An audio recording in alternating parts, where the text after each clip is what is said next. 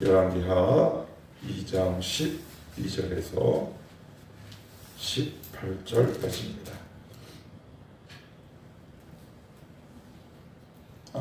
12절로부터 25절이요.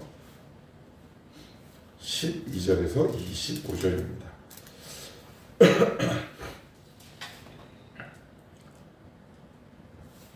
우리 한 절씩 교독하면서 봅시다. 열왕기하 2장 12절에서 25절입니다. 엘리사가 보고 소리 지르되 내 아버지여 내 아버지여 이스라엘의 병과 그 마병이여 하더니 다시 보이지 아니하는지라. 이에 엘리사가 자기의 옷을 잡아 둘로 찢고 엘리야의 몸에서 떨어진 겉옷을 주워 가지고 돌아와 요단 언덕에 서서 엘리야의 몸에서 떨어진 그의 겉옷을 가지고 물을 치며 이르되 엘리야의 하나님 여호와는 어디 계시니까 하고 그도 물을 치매 물이 이리저리 갈라지고 엘리사가 건너니라. 맞은편 여리고에 있는 선지자의 선지자들이 그를 말하기를 엘리야의 성령이 하시는 역사가 엘리사 위에 머물렀다 하고 가서 그에게로 나아가 땅에 엎드려 그에게 경배하고 그에게 이르되 당신의 종들에게 용감한 사람 50명이 있으니 청하건대 그들이 가서 당신의 주인을 찾게 하소서. 염려하건대 여호와의 성령이 그를 들고 가다가 어느 산이나 어느 골짜기에 던지셨을까 하나이다 하니라. 엘리사가 이르되 보내지 말라 하나 우리가 그로 부끄러워하도록 강청하매 그는 그들이 50명을 보냈더니 사흘 동안은 절대 변하지 못하고 엘리사가 여리고에 머무는 중에 무리가 그에게 돌아오니 엘리사가 그들에게 이르되 내가 가지 말라고 너희에게 이르지 아니하였느냐 하였더라. 그 성읍 사람들이 엘리사에게 말하되 우리 주께서 보시는 바와 같이 이 성읍의 위치는 좋으나 우리 나쁨으로 산이 있지 못하고 떨어지나이다. 엘리사가 이르되 세 그릇에 소금을 담아 내게로 가져오라 하매 곧 가져온지라. 엘리사가 물 근원으로 나아가서 소금을 그 가운데 던지며 이르되 여호와의 말씀이 내가 이 물을 훔쳤으니 이로부터 다시는 죽음이나 열매맺지 못함이 없으리라 하시느니라. 그 물이 엘리사가 한 말과 같이 고쳐져서 오늘에 이르렀더라. 엘리사가 거기서 베델로 올라가더니 그가 길에서 올라갈 때 작은 아이들이 성읍에서 나와 그를 조롱하여 이르되 대머리여 올라가라 대머리여 올라가라 하는지라. 엘리사가 뒤로 돌이켜 그들을 보고 여호와의 이름으로 저주하며 곧 수풀에서 암, 곰 둘이 나와서 아이들 중에 42명을 찢었더라. 엘리사가 거기서부터 갈멜산으로 가고 거기서 아멘. 이제 열왕기하 2장에서부터 그 위대한 구약을 두 문장으로 줄이면 뭐라 그랬나요? 온 율법과 선지자.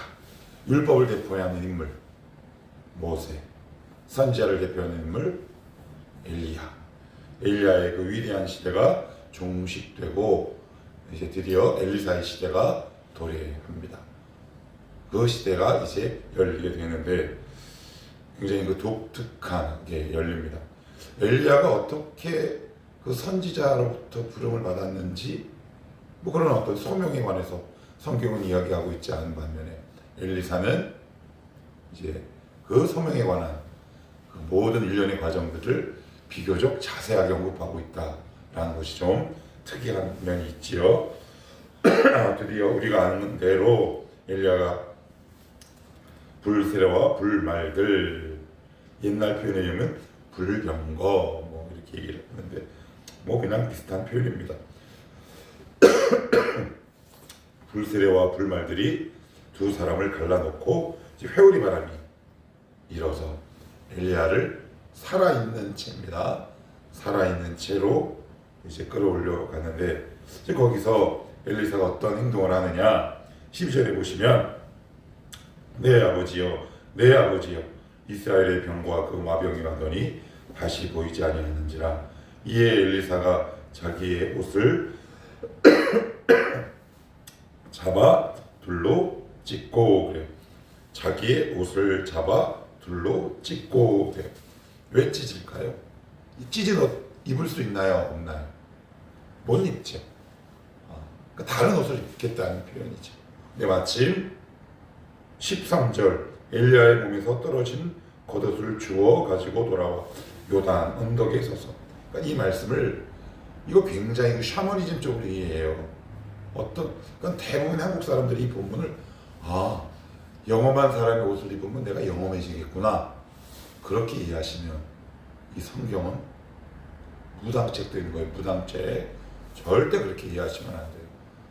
그럼 옷이 능력이 있습니까? 옷 자체가 능력이 있는 것이 아니에요. 그건 미신입니다. 미신.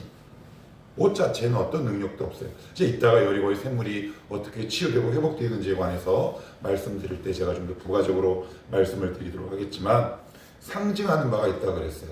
자간과 문맥의 의미를 이해한다 그랬어요. 내 옷을 더 이상 입지 않겠다라는 말은 내가 예전에 살아왔던 내 삶의 패턴을 반복하지 않겠다라는 의미요. 엘리야가 떨어진 옷을 입겠다라는 것은 더 이상 나의 삶의 방식을 고집하는 것이 아니라 엘리야가 살았던 방식, 결국 하나님의 인도하심을 따라 내 삶을 걸어가겠다라는 의미 아니겠습니까? 엘리야의 옷이 영험이 있습니까? 엘리야의 지금도 제가 예전에 한 책을 봤는데 그 책을 읽고 제가 그냥 상욕을 할 뻔했는데, 한국에 있는 목회자들이 소위 성지순례입니까? 아닙니다. 표현 자체도 잘못됐어요.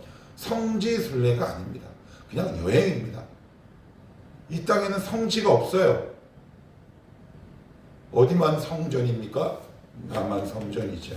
그냥 성경 배경 유적지라고 이렇게 보시면 되는데, 개신교 목회자들이 여전히 그 통곡의 벽이나 아니면 특정 건물이나 특정 물건에 특별히 편지를 꽂아두거나 아니면 거기에 손을 대고 기도하고 이러한 짓들을 하는데, 근데 기도할 수 있지 않아요, 목사님? 예.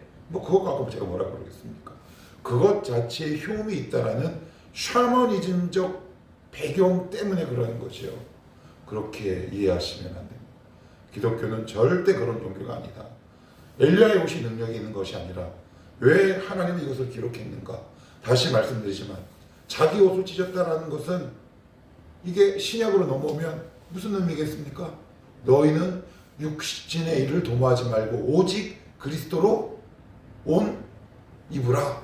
그 말과 말씀과 일맥상통하는 거 아니겠습니까? 신약 성경에 오직 그리스도로 옷 입으라 라는 말은 영험한 자의 옷을 입으라 라는 의미겠습니까? 아니죠. 네가 그동안 살아왔던 너의 신앙의 방식, 삶의 태도, 그리고 문제를 해결하는 너의 방법, 이 모든 것들을 바꾸라는 이야기 아니겠습니까? 그러니까 오늘 이 행동은 엘리사는 하나님 보시기에 되게 귀하고 아름다운 행동입니다. 하나님, 저는 이제 더 이상 옛날의 삶으로 돌아가지 않겠습니다. 그리고 자기가 입었던 옷을 확 찢고 엘리야의 옷을 입었다라는 말은 이제는 제가 하늘의 방법을 추구하며 살겠습니다 라는 또 다른 의연한 결단의 표현 아니겠습니까? 그러니까 이 행동이 하나님 보시기에 굉장히 귀한 행동이다. 14절에 보시면 엘리야의 몸에서 떨어진 그의 겉옷을 가지고 물을 치며 이르되 엘리야의 하나님 여호와는 어디 계시니까 하고 그도 물을 치매 물이 이리저리 갈라지고 엘리사가 건너니라. 이것도 역시 마찬가지죠. 엘리야의 옷이 능력이 있는 겁니까? 아니죠. 내가 옛날의 삶으로 돌아가지 않고 주님의 뜻으로 살겠습니다 라는 고백의 의미로 그 옷을 가지고 물을 쳤을 때 그 엘리사의 고백이 능력이 있는 거 아니겠습니까?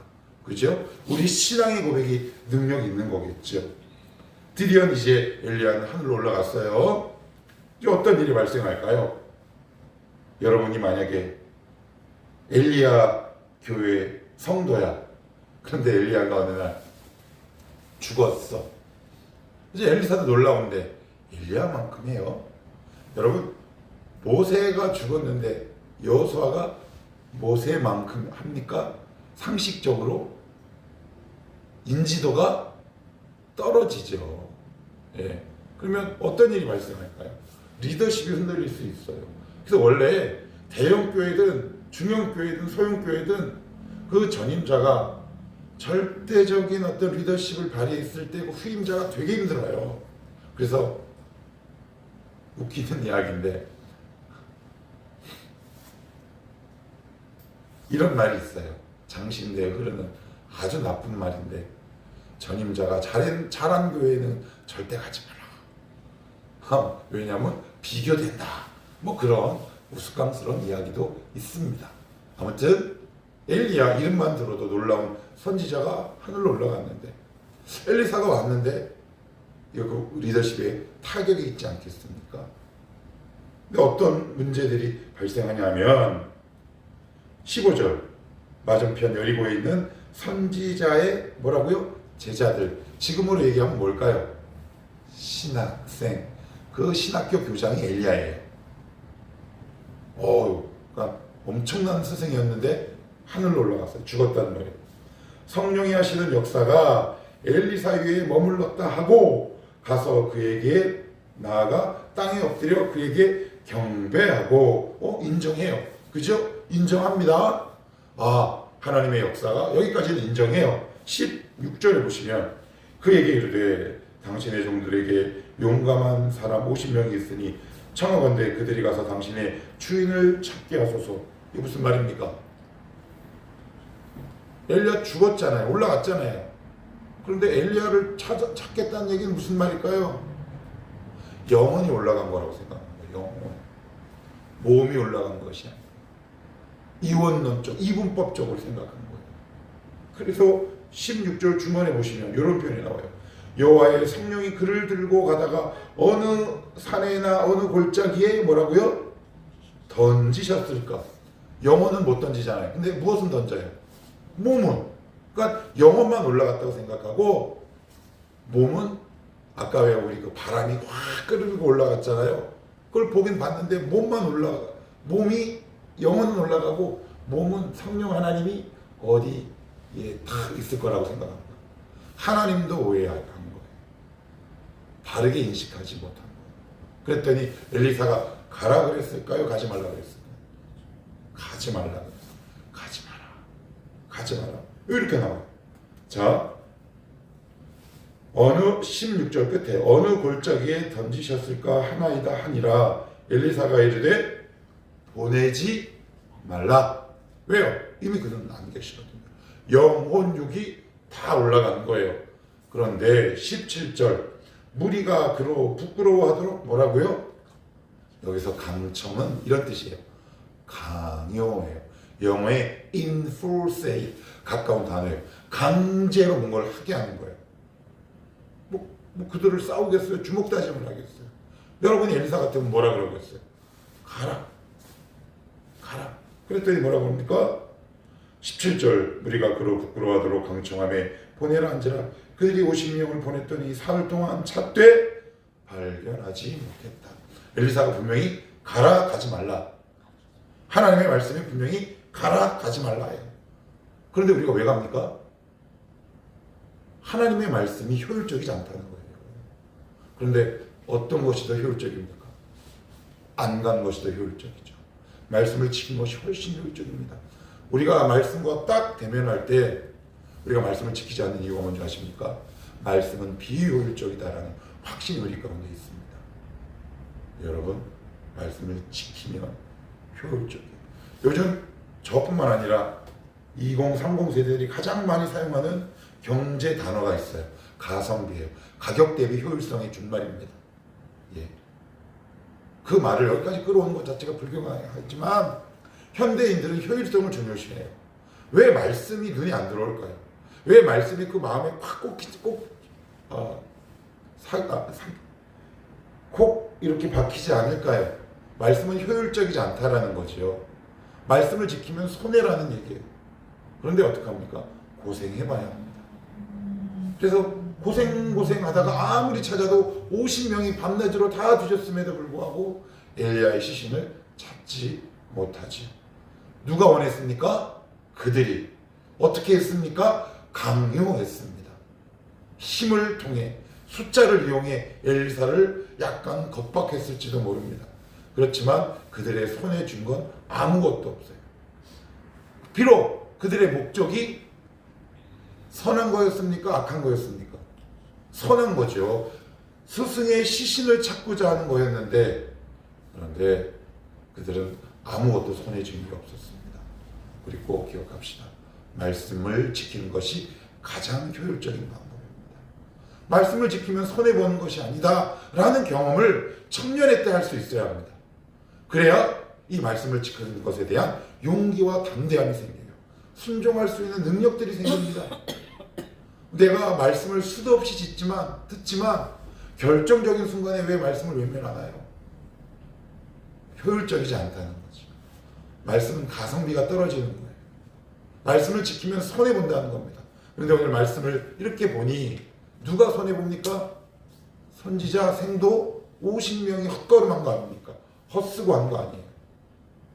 더군다나 누가 선지자 생도, 지금으로 따지면 누가? 신학생이. 그죠? 예. 말씀을 지키는 것이 가장 효율적이고 생산적인 신앙적 행위다. 성경은 지금 아주 예리하게 꼬집고 있는 거예요.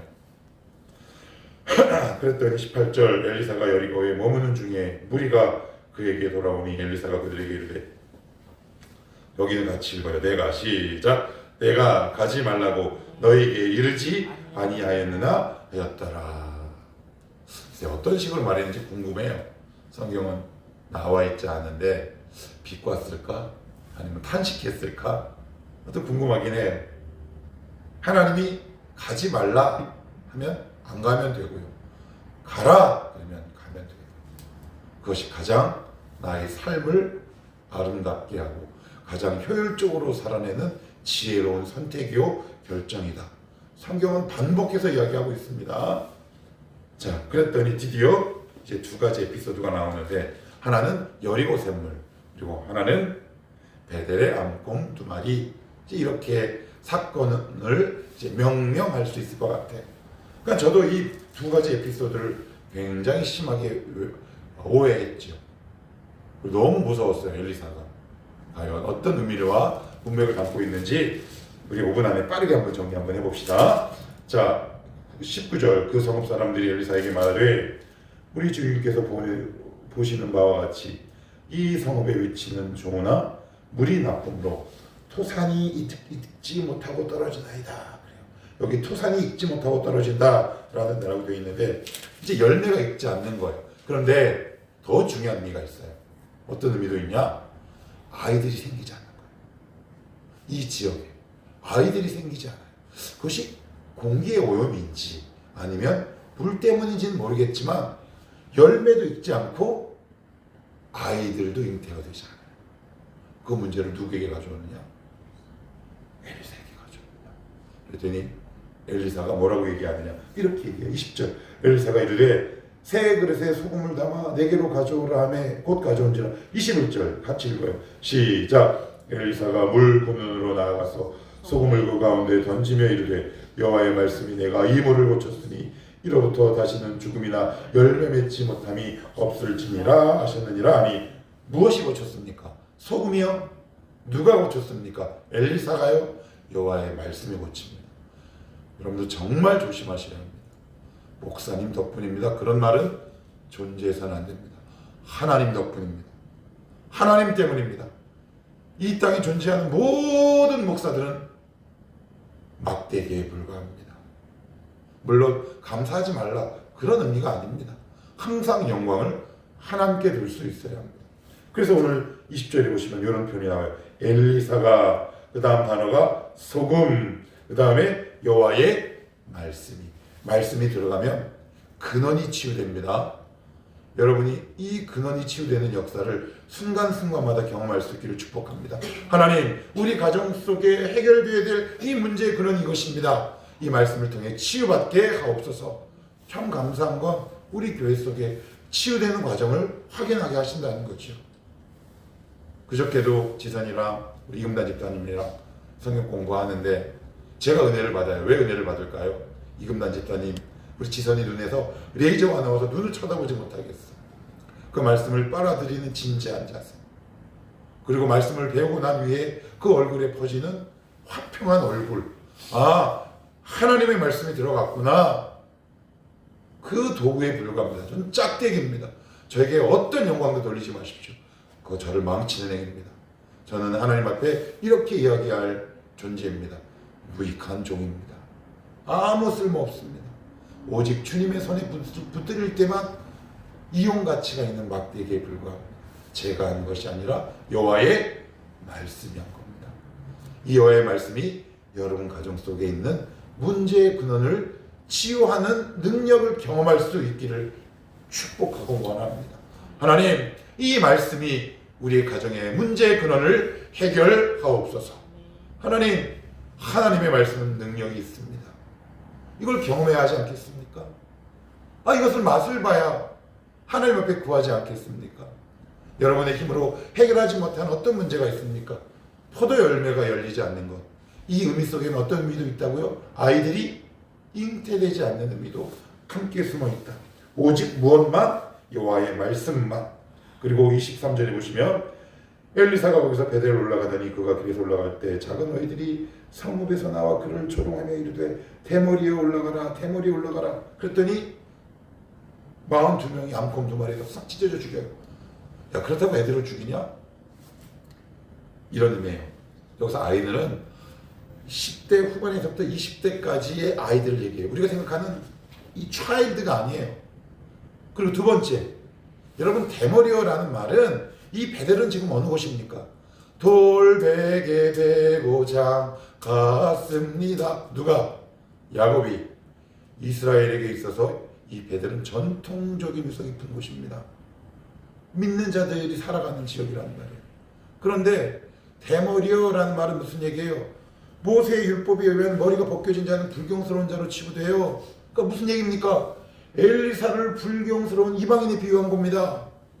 그리고 올라가라. 이게 무슨 얘기예요? 네 스승도 올라갔다며 너도 올라가라. 하나님의 역사를 비웃는 겁니다. 마땅히 죽어갈 자들 아니겠습니까? 하나님의 역사를 면전에서 부인하는 겁니다. 예를 들어 이런 거지요. 하나님의 역사로 누군가가 치유되어 있는데 이것을 보고 아이고 옆집에 사는 무당이 치유했지. 이게 성도입니까? 이 사람이 성도일 수 있습니까? 성도 아니죠. 멸망의 자식 아니겠습니까? 지옥의 자식 아닐까요? 더군다나 엘리사를 뭐라고요? 학자들은 이렇게 얘기해요. 이전에 이렇게 설교한 목사님의 이야기를 들었어요. 인간의 컴플렉스를 건드리면 안 된다. 여러분, 그 이야기가 아닙니다. 이건 심리학책이 아니라고요. 신명기에 보면, 레위기에 보면 머리가 벗겨진 자에 대한 이야기가 나옵니다. 그만큼 하나님 앞에 인간이 완벽해야 함을 상징적으로 표현한 것들이고, 성과 속을 구분하시는 하나님의 그 거룩함에 대한 표현인데, 근데 그 의미를 잘 모르고 그 엘리사가 머리가 까졌던 모양이죠. 이거 불경스러운 자야, 이 머리 까진 자야, 그러니 너는 불경스럽다 라고 얘기하고, 그리고 어떻게 해요? 올라가라. 누구도 올라가라는 거예요. 너도 올라가라. 누가 올라갔으니?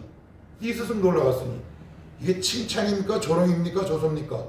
조롱이죠. 조소죠. 하나님의 역사를 면전에서 부인하는 거죠. 어떻게 그냥 두어야 되겠습니까? 더군다나 공동체 안에 있는 자들입니다. 베델이 그만큼 타락한 겁니다. 그래서 이건 엘리사의 잔인함이 아니라 이렇게 심판할 수 없을 만큼 타락한 베델 사람들을 경고하는 거죠. 왜 하나님을 뭐라고? 왜 엘리사를 향해 돌을 던지십니까? 제대로 이해하지도 않고서. 그런 의미가 결코 아니죠. 하나님의 역사를 면전해서 그 하나님의 선지자를 불경한 자로 치부해버리는 베델 사람들의 낯뜨거운 행태, 거기에 대해서 경고하고, 너희들 봤느냐? 그들 믿는 자들이다. 베델, 그 이스라엘 경례 아니에요? 그런 내 공동체, 사랑하는 공동체 안에 이런 자들이 있구나. 하나님의 탄식인 거죠. 하나님이 만약 우리의 몸을 입고 계셨다면 가슴을 치는 행동이지 않겠습니까? 천국에 가 있는 엘리야가 보면 얼마나 속이 상하겠냐 말이에요. 그랬더니 이렇게 얘기합니다. 엘리사가 뒤로 돌이켜 그들을 보고 여호와의 이름으로 저주하며 곧 숲풀에서 암곰들이 나와서 아이들 중에 42명을 찢었더라. 자, 여기 한번 봅시다. 첫 번째는 어디요? 여리고 샘물. 두 번째는 베들레헴 곰 2마리. 요 두 에피소드에 공통점이 있습니다. 뭔지 아십니까? 말씀이 등장한다는 겁니다. 하나님의 말씀이 누군가에는 심판으로, 하나님의 말씀이 누군가에는 구원과 희망으로 다가옵니다. 우리에게는 구원과 희망 아니겠습니까?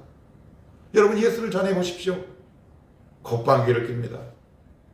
구원의 십자가의 도가 누군가에게는 멸망으로, 누군가에게는 구원으로 다가오는 것이죠. 하나님의 말씀이 여러분들에게 여리고에서 역사하셨던 샘물과 같은 축복의 통로가 되기를 원합니다. 하나님의 말씀이 구원의 대구로 여러분들에게 임할 수 있기를 축복합니다. 하나님의 말씀이 오늘도 우리 가정을 치유하시고, 우리 자녀를 치유하시고, 우리 교회 공동체와 가정을 만지시옵소서. 이런 믿음의 역사가 우리 교회와 여러분의 가정 속에 있기를 축복합니다. 기도합시다.